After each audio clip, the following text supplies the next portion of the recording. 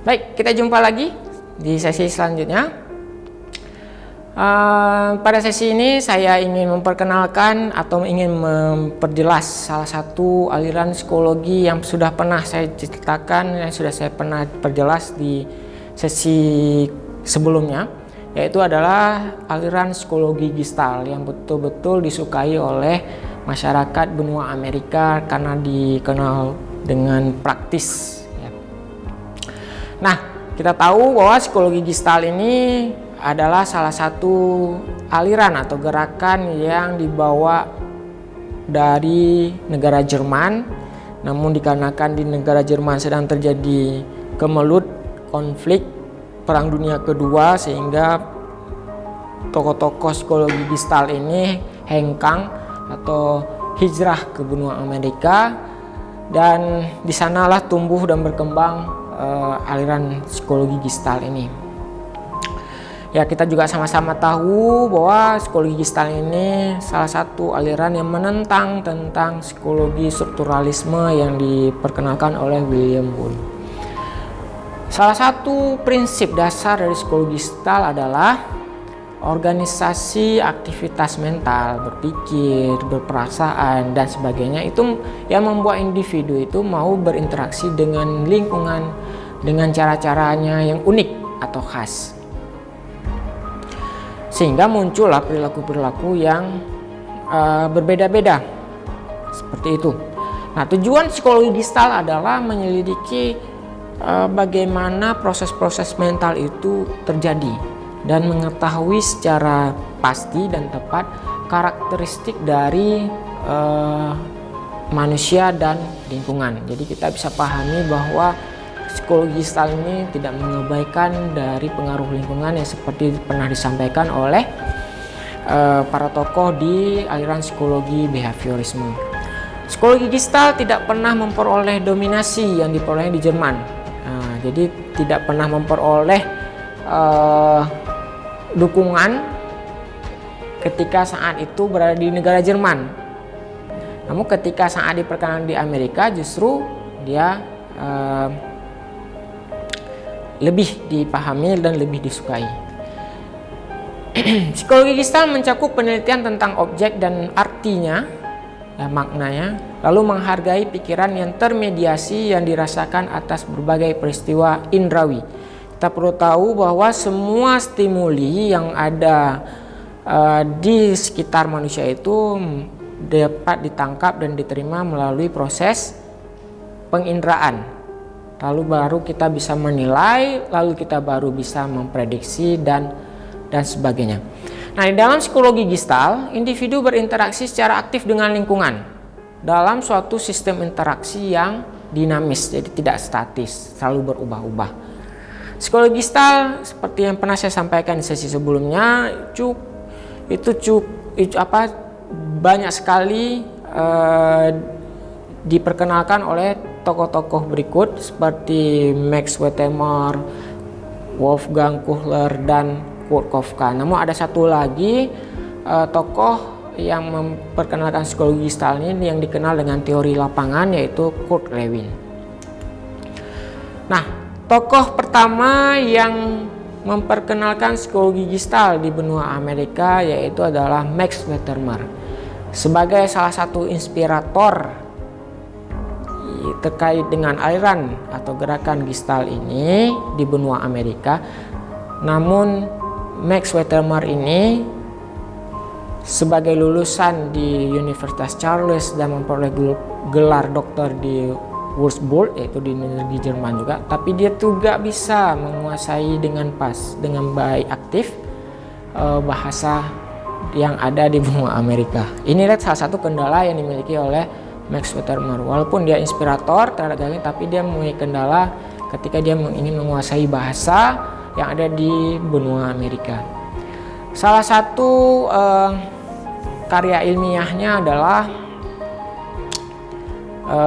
Experimental Study of Perception Movement di tahun 1912 yang menceritakan tentang pengalaman subjektif terkait gerakan adalah hasil interaksi yang dinamis antara pengamat dan stimuli. Stimuli ini adalah sumber rangsangan.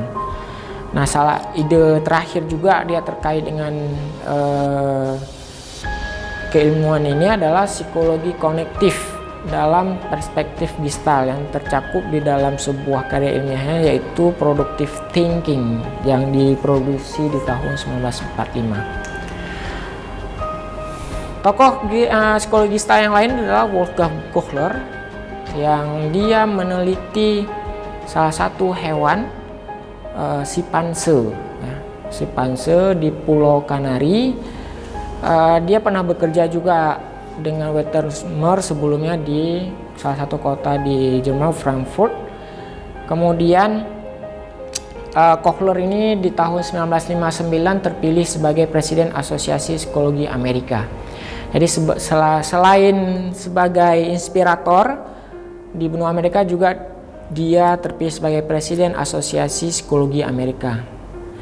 Nah, menariknya dia menemukan bahwa simpanse yang diberi nama dengan Sultan, hewan simpanse itu bernama Sultan, dia mengatakan bahwa hewan ini ketika dia ingin menyelesaikan pekerjaannya, dia menggunakan pengilhaman atau insight daripada dia bergantung pada try and error, learning by try and error.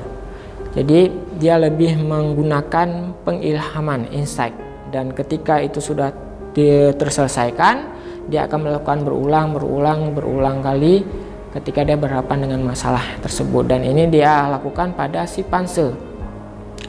Nah, kemudian Kohler juga selain presiden asosiasi, juga dia sebagai editor jurnal utama dari psikologi Gestalt. Nah, ini sangat menarik dan dia begitu cukup dikenal di benua Amerika pada saat itu dengan sebagai penggagas psikologi Gestalt.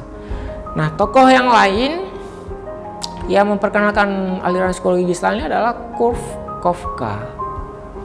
Ya, dia memperkenalkan psikologi Gestalt kepada publik Amerika itu melalui tulisannya di tahun 1922 yang berjudul An Introduction to Gestalt Theory, dan buku tentang psikologi perkembangannya yang berjudul The Growth of the Mind di tahun 1921 yang cukup mendapat pujian tidak hanya di negara dia berasal, Jerman, tapi juga di benua Amerika. Koffka merupakan penulis yang sangat produktif dibandingkan dua teman lainnya. Namun dia kurang memiliki kualitas inspirasional, ya, tidak menjadi inspirator seperti yang dimiliki oleh Max Wertheimer. Nah, ini seperti saya katakan tadi, bahwasanya ada satu tokoh lagi yang cukup mempopulerkan gerakan psikologi Gestalt dengan mengangkat satu teori lapangan. Ya, namanya teori lapangan, itu diperkenalkan oleh Kurt Lewin di tahun 1890 dan 1947 sampai 1947. Jadi Lewin berpandangan bahwa kepribadian seseorang itu dipandang dalam konteks lapangan. Artinya ada interaksi antara individu dan lingkungan yang terus berubah-ubah secara kontinu, ya. Nah, di tahun 1944 Lewin juga memimpin satu pusat penelitian yang ditujukan bagi dinamika kelompok di salah satu institut teknologi di benua Amerika. Kemudian teori lapangan ini juga menunjukkan penerapan yang menarik bagi teori Gestalt terhadap kepribadian dan perilaku sosial. Nah, dari hal ini semua bisa kita rangkum bahwasanya kesukaan daripada masyarakat benua Amerika terhadap teori Gestalt ini tidak menjadikan bahwa mereka menafikan atau mengabaikan teori-teori yang lain. Setelah teori Gestalt ini lalu muncul suatu gerakan fungsionalisme yang sangat menarik juga di benua Amerika, dan itu terjadi ketika teori Gestalt ini sudah diperkenalkan di benua Amerika. Artinya ilmu psikologi ini sebagai ilmu pengetahuan terus berkembang dan berkembang. Jadi ini saja yang bisa saya sampaikan terkait dengan perkembangan ilmu psikologi. Lebih dan kurang saya mohon maaf. Semoga ini menjadi bermanfaat. Kita jumpa di sesi lainnya. Fastabul khairat. Assalamualaikum warahmatullahi wabarakatuh.